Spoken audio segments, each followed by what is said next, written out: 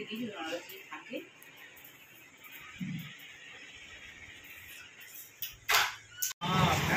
Tata.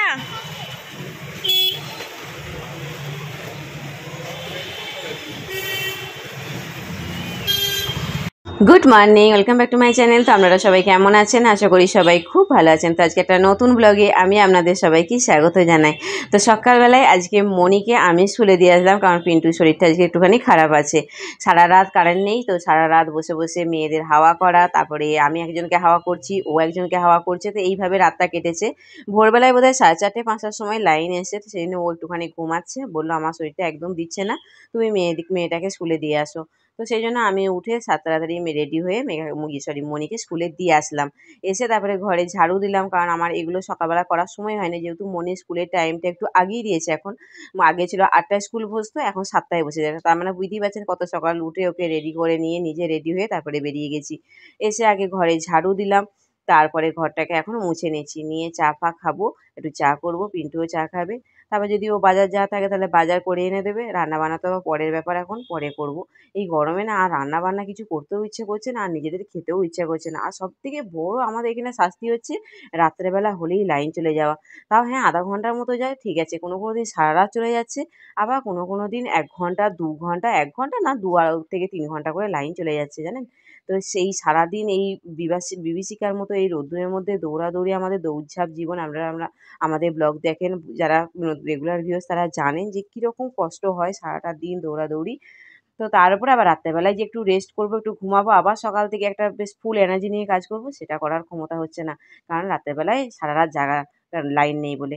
আর এখানে যে দেখুন মেঘার আর মনির পুরাতন অনেক জামা আছে, সেইগুলো এই যে অনাথ আশ্রম থেকে একটা মহিলা আর একটা ছেলে এসছে, তাদেরকে জামা কাপড় দিচ্ছি। আর কিছু আমার যেমন সামর্থ্য সেই অনুযায়ী কিছু আমি টাকা ওদেরকে সাহায্য করলাম। তো এখানে মেঘা মনির এই জামাগুলো খুবই ভালো, কিন্তু মনি বা মেঘা দুজনেরই ছোট হয়ে গেছে। তো সেই জন্য এই জামাগুলো বের করে এগুলো আমি ওদেরকে দিয়ে দিলাম। দিয়ে এরপরে আমি আগে মনিকে নিয়ে আসবো, নিয়ে এসে আবার সেই আগুনের সামনে ঢুকতে হবে। রান্না বান্না এগুলো তো আছেই। তো চলুন, অনেক কথা বলে ফেললাম। এখন এবারে মনিকে নিয়ে আসি, নিয়ে এসে তারপরে আজকে না আমি আপনাদের সঙ্গে একটা রেসিপি শেয়ার করব। আমি সত্যি কথা বলছি, এটা আমি নিজের মাথা খাটিয়ে বের করিনি। আমি এত মানে বুদ্ধিমান বা বুদ্ধিমতী আমি নই। আমি না এটা মানে নেটে আমি দেখেছি, অনলাইনে, সেই দেখে আমি ভাবলাম কি তাহলে এটা আমিও যখন করছি, আমি ফার্স্ট টাইম করছি, তো ভাবলাম কি আপনাদের সাথে শেয়ার করে দিই। তো ভাবলাম কি মনিকে নিতে যাওয়ার আগে আমার তাড়াতাড়ি যেহেতু সব কাজ হয়ে, তাহলে রান্নাটা করে রেখে দিই, তারপরে আমি যাব। তো সেই জন্য এখানে প্রথমে দেখো 4টে ডিম আমি সেদ্ধ করে নিয়েছিলাম। তো সেইগুলো ছুরি দিয়ে একটু একটু করে কেটে নুন আর হলুদ মাখিয়ে ভালো করে ভেজে নিলাম তেলে। তারপরে 4 জনের জন্য শুধু 4টে স্রেফ আলু দিয়েছি, কারণ আমাদের বাড়িতে খুব একটা আলু কেউ খায় না, যেহেতু একবেলা রান্না, কারণ দিনের রান্না আমাদের রাতে আর কেউ খাবে না, রুটি ফুটি এসব খায়। আর ভাত খেলেও এখন জল ঢালা ভাত। তো সেই জন্য প্রথমে যে আলুগুলো ভেজে নিলাম, তারপরে ডিম ভেজে নিলাম, তারপরে কড়াইতে গোটা জিরে ফোড়ন দিয়ে একটুখানি পেঁয়াজ কুচিয়ে দিলাম, দিয়ে নুন দিলাম, আর এখানে রসুন আর কাঁচা লঙ্কা আমি থেতো করে নিচ্ছি। এখানে কিন্তু আমি আদা দিচ্ছি না, শুধু রসুন আর কাঁচা লঙ্কা থেতো করে ভেজে নিলাম। তারপরে টমেটোগুলোকে কুচি কুচি করে কেটে টমেটোগুলো এর মধ্যে দিয়ে দিলাম, দিয়ে এবারে টমেটোগুলো সমেত ভালো করে একটুখানি নাড়াচাড়া করে নিচ্ছি। তো তারপর যখন টমেটোর কাঁচা ভাবটা কেটে যাবে বা কাঁচা গন্ধটা কেটে যাবে ভাজার পরে, তারপরে এখানে হলুদ গুঁড়ো, জিরে গুঁড়ো, লঙ্কা গুঁড়ো, ধনে গুঁড়ো সব অল্প অল্প করে আমি এখানে দিয়ে দিলাম। তো সরি, আমি এখানে জিরে গুঁড়ো বলে বলেছি, আমি এখানে জিরে গুঁড়ো দিলাম না, এটা ধনে গুঁড়ো দিয়েছি। আমি এখানে গোটা জিরে ফোড়নেই দিয়েছিলাম, আমি গুঁড়ো জিরে এখানে দিইনি। তো দিয়ে এবারে ভালো করে কষিয়ে নিচ্ছি। কিছুক্ষণ কষানোর পরে আমি একটুখানি অল্প করে হাতে করে জল ছিটিয়ে নিয়ে ভালো করে মশলাটাকে এখন কষাচ্ছি, কারণ নিচে নালে লেগে যাচ্ছিলো। এবার যদি পোড়া গন্ধ হয় তাহলে তো ভালো লাগবে না, সেই জন্য অল্প একটুখানি জল দিয়ে তারপরে মশলাটা কষালাম। তারপরে আলুগুলো ভেজে রেখেছিলাম, সেই আলুগুলো দিয়ে ভালো করে মশলাটা কষিয়ে নেবার পরে ভালো করে মাখিয়ে নিচ্ছি। আর এখানে দেখুন মুসুর ডাল আর মুগ ডাল এই দুটোকে সম পরিমাণে নিয়ে আমি ধুয়ে এটাকে ওই 10 মিনিটের মতো ভিজিয়ে রেখে দিয়েছিলাম। তারপরে জল ঝরিয়ে এই মুগ ডাল আর মুসুর ডাল এই দুটোকে আমি এর মধ্যে যে মশলাটা কষালাম তার মধ্যে দিয়ে দিলাম, দিয়ে ভালো করে এটাকে নাড়াচাড়া করে নিয়ে এরপর একটুখানি জল দিয়ে দিলাম। আপনারা পারলে গরম জলও দিতে পারেন, নর্মাল জলও দিতে পারেন। তো আমি এখানে নর্মাল জল দিয়ে দিলাম, দিয়ে ওই যে ডিমগুলো সেদ্ধ করে ভেজে রেখেছিলাম সেইগুলো এবারে একটা একটা করে এর মধ্যে দিয়ে দিচ্ছি, দিয়ে এবারে ঢাকা দিয়ে দেবো। আর যতক্ষণ না ডালটা আর আলুগুলো একটু করে সেদ্ধ হচ্ছে ততক্ষণ ততক্ষণ এটা ফ্লেমটা কমিয়ে এটাকে সেদ্ধ করতে দেবো। তারপরে ডালটাকে না একদম বেশি সেদ্ধ করে ফেলবেন না, তাহলে কিন্তু জিনিসটা খেতে ভালো লাগবে না। একটু বেশ দানা দানা পাড়া থাকবে, যে দেখতে পাচ্ছেন না একটু দানা দানা পাড়া আছে, আমি এর বেশি কিন্তু আর এটাকে ফোটাবো না। তারপরে একটুখানি লাস্টে নামাবার আগে গরম মশলা একটুখানি ছড়িয়ে দিলাম, দিয়ে নাড়াচাড়া করে নিলাম। আমার কাছে ধনে পাতা নেই, যদি আপনাদের কাছে ধনে পাতা থাকে আপনারা ধনে পাতা কুচি দিয়ে তারপরে নামাতে পারেন। হালকা একটুখানি মিষ্টি আর নুনটা দেখে নিয়ে তারপরে নামিয়ে দেবো।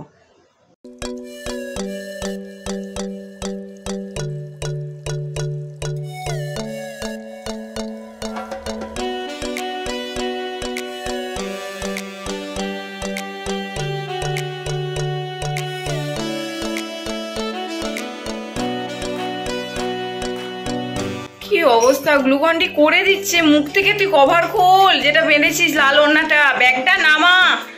পাহা তুসনি, শুধু জুতোটা খুলে ঢুকে ও গ্লুকন্ডি মাথায় গেছে এইভাবেই। দিদি তো বলছে আমি করে দিচ্ছি, কি বলছে মেঘা তুই কম দিবি? এবার খাবি কি করে? তুই মুখটা বেঁধে রেখেছিস, খোল এগুলো, হাত পা ধো। ব্যাগটা পর্যন্ত নামায় নিস। এইখানে গেদে সবাই শুয়ে পড়ছে, এখানেই গেদে গেদে খেতে ঢুকে যাচ্ছে, কারণ এসিটা চলছে ঠান্ডা। ওই রুমে কেউ খেতে বসছে না। তো এখানেই আজকে আমরা ভাত খাচ্ছি, কারণ প্রচন্ড ওই ঘরটা গরম, প্রচন্ড মানে প্রচন্ড গরম। আর রাত্রেবেলায় লোডশেডিং হয়ে যাচ্ছে, প্রত্যেকের গায়ে আমাদের ঘামাচি বেরিয়েছে, গলায় সুদল মারতে হবে। তো এখানে খেতে বসে গেছি। তো খাবারে বলেছিলাম আজকে একদম মেনু একদম সিম্পল সাদা মাছ। আজকে এই যে রেসিপিটি বানিয়েছিলাম সেই রেসিপিটা, আর এটা পটল আলু এটাকে পেঁয়াজ দিয়ে সেদ্ধ করে চটকিয়ে মাখা হয়েছে, আর এখানে একটুখানি মিষ্টি দই নেওয়া হয়েছে। পটল আলু না, এই যেই তরকারিটা দিয়েছে ওই তো দিয়ে হয়েছে, দেখ তুই খেয়ে দেখ।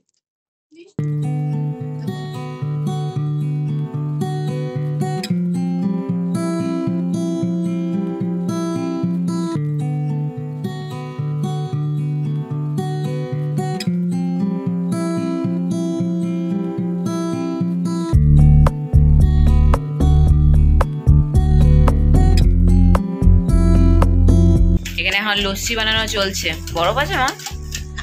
তাহলে কি করে হবে? না কি আচ্ছা ঠিক আছে, ঠান্ডা জল দিই। দেখো পুরো 200 দইকে একদম ঘেঁটে বানিয়ে দিল। 500 দই? না না 200, আমি তো নিয়ে এসেছিলাম। হ্যাঁ 500 দই, পাগলি আমার।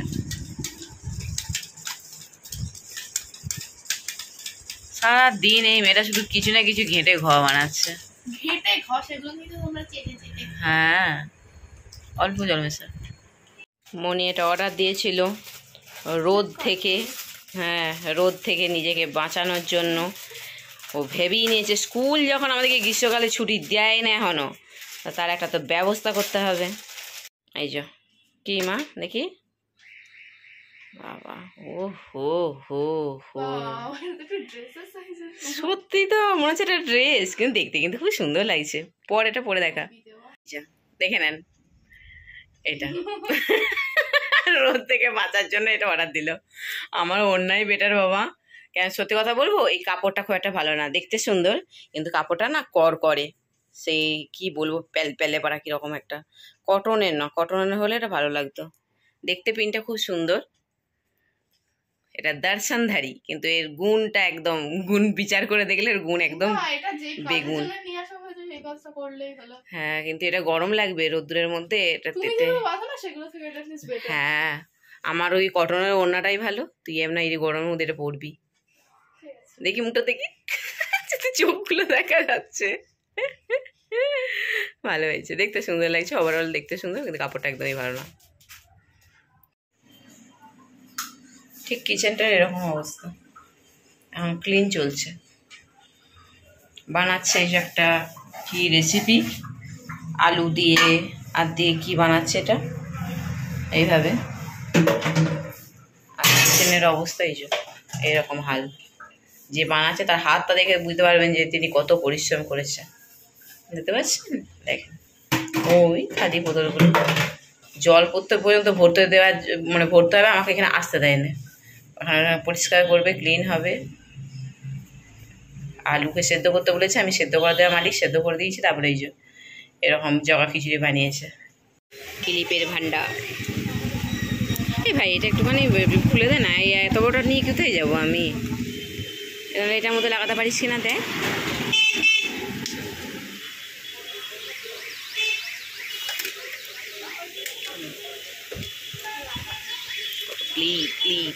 এটা কটা আছে? 10টা। আর এটা থেকে তুই আমাকে 4টে দে।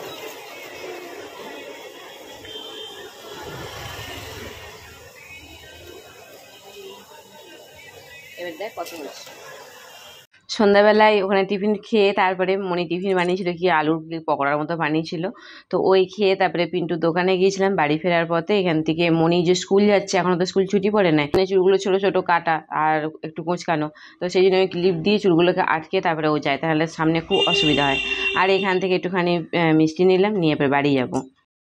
এখন বাজছে 11টা 10, আর এখন পিন্টু গেল 2 নম্বরে বাজারে। এখন জানি না আমার ওষুধ পাবে কিনা। আমার হঠাৎ মানে মাথা যন্ত্রণা এত পরিমাণে বেড়ে গেছে, মানে বলে বোঝাতে পারবো না। আর যে ওষুধ খাই সেই ওষুধ খুঁজে দেখছি, সেই ওষুধ নেই। মানে দোষটা সম্পূর্ণ আমারই। কিন্তু একটুখানি রেগে গেল, বিরক্তটা স্বাভাবিক। রাতে 11টা 10-এ আমি তাকে যদি বাজার যেতে বলি বা সে যেতে বাধ্য হলে, যেহেতু আমার ওষুধটা নেই, আর ওই ওষুধটা না খেলে আমার কোনো ওষুধে কমবে না। তো আমি খেয়াল করিনি যে ওষুধটা নেই। ওকে আমার আগে থেকে বলা উচিত ছিল, বা আমি নিজে যদি ওষুধ এনে রাখতাম তাহলে খুব ভালো হতো। কাজের চাপে নানা ইয়েতে আমি ভুলে গেছি। আর এখন বললাম তুমি আমাকে এনে দাও, তো গেল। একটু বিরক্ত হলো, কারণ এই 10:30টার সময় বাড়ি ঢুকেছে, আর আমি এখন 11টা 10-এ ওকে আমি বললাম তুমি আমাকে ওষুধটা এনে দাও। আমার ওষুধ নেই একদম। খুঁজে দেখলাম, কোথাও পেলাম না একটা ওষুধও। আমি এই আলমারিটার উপরে আর কি একটা আমার ওষুধের বক্স আছে, তার মধ্যে রাখি, পেলাম না। তো পিন্টু এখন গেছে ওষুধ আনতে। এখনও খাওয়া দাওয়া হয়নি আমাদের। এখানে খাবার সব মানে রাখা হয়েছে, থালা ফালা সব রাখা হয়েছে।